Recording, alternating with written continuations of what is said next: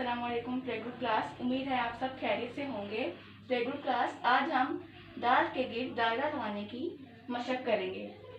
चलें हम स्टार्ट करते हैं। दाल के गिर्द हमने दायरा लगाना है।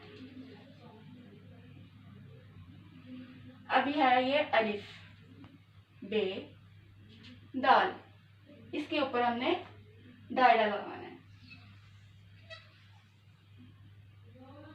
सीन, दाल।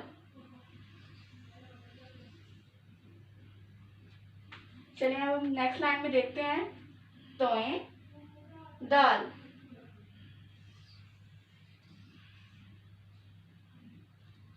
मीम, दाल,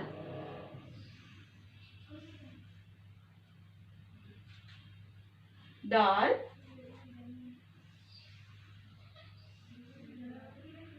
फे, वाइन, दाल,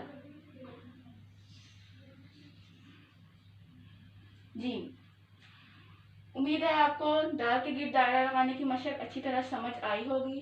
अगले लेक्चर तक के लिए अल्लाह हाफिज।